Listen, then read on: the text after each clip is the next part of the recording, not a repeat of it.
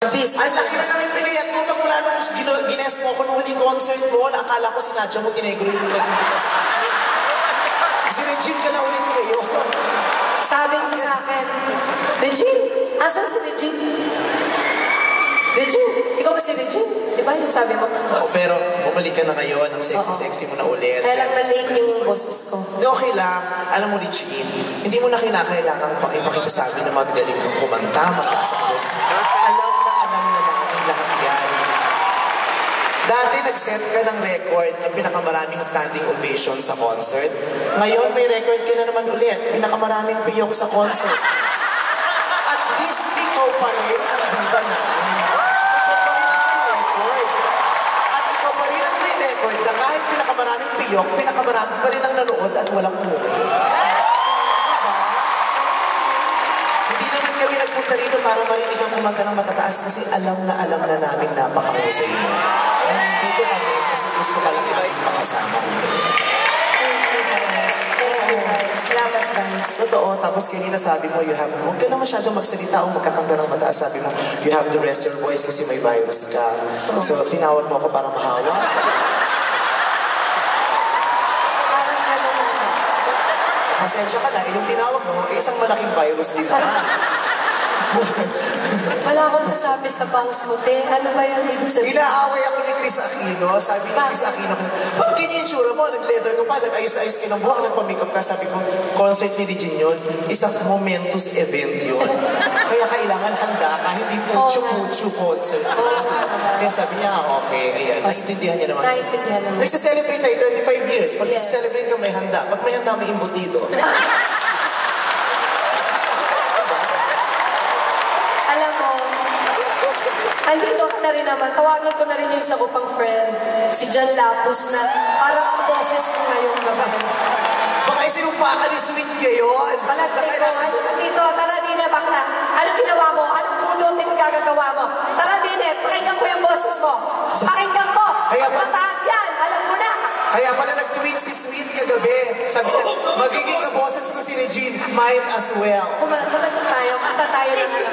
Magkasama tayo sa of all the things. Ayan na. Ayan na. Of all the things tuloy tayo. Ayan na, of all the things mo lang. Sige, kumanta tayo na. Sige, game. Anong kanta? Dadalhin. Makikanta ka na rin. Sige, game. Yung bang parang kabayo lang. Ay, sorry. So ano problema mo sa akin? Tinawag-tawag mo ko rito tapos gaganyan-ganyan ko. Kumakabayo ka naman. Sinusuportan kita? Boses kabayo. Ikaw ang naganda mo eh, di ba? Masaya mo na. Sabihin mo maganda Boses. Ay, maganda naman talaga yan. Ang haba ng legs hanggang lalamunan. Pero mo. Ano to? Pagkatapos ng baba, paa na? Oo. Parang ganun. Ako kasi nung nagpamigay ang Diyos ng legs, nasa last row ako, tapos natutulog ako eh. So hanggang dito lang yung hinaya ng legs. Yung asawa ko, absent.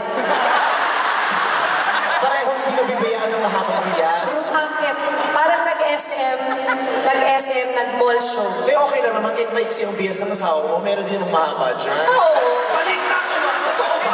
Mahaba eh. So, oo naman, Diyos ko pa, ako ba? Baka kaya ka naman, boss.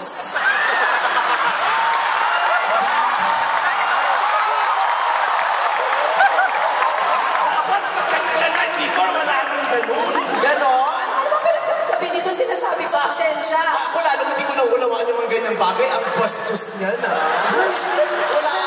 Wala ako. Ay, virgin talaga ako. So you think I'm a liar? I'm a liar? Ha? You think I'm a liar? Ha? Oh my God! She's a freaking liar, miss!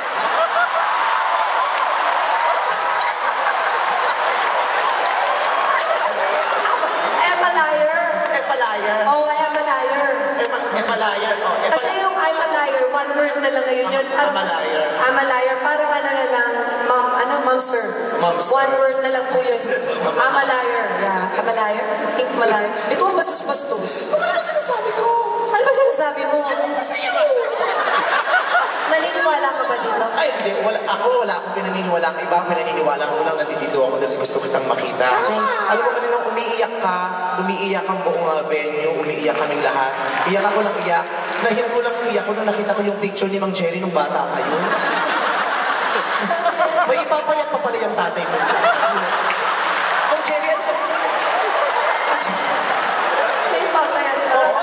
magbabayad sa pag-aalaga sa'yo si Mang Jenny, pero tingnan mo naman, ha? Kinaya, Hindi kinaya. Thank you. Sweet ikaw, meron ka bang ibang... Wala naman. Sabihin mo na yung mga bakla, yung mga beg. Maaga nagsara ang mga beauty parlor. Kaya nga, sa Mga mananahi, andito lahat ngayon. Mga kakulit Gay bar, pictures. alam mo sarado ngayon ang mga gay bar. Alam mo na Talaga? mga bubukas. Kahit, Yung mga magagaling dito, doon pa lang. kahit yung mga girly club, walang pasok ngayon sa mga Pegasus, wala. Yung damit nila suot mo. Ano ba yan? Kaya sabi nila, isusuportahan ka nila ngayon. Lahat kami nandito. Wala. Sarado lang ng establishmento. Ikaw lang. Ikaw lang ang essence ng araw na ito talaga. Grabe, iba talaga. Anyway, thank you so much, sweet. Thank you so much, sweet. Thank you, guys. Ladies and gentlemen, aray ko naman. Ladies and gentlemen, John Lamos and Vice Ganda. Thank you so much, D. Regine Velasquez. Kiko Machin! Thank you. I'd like to leave you with this song because nothing is coming out anymore. Anyway, I'm really, really hoping and I'm praying that you guys will come back whenever the date, kailan man po ma-decide.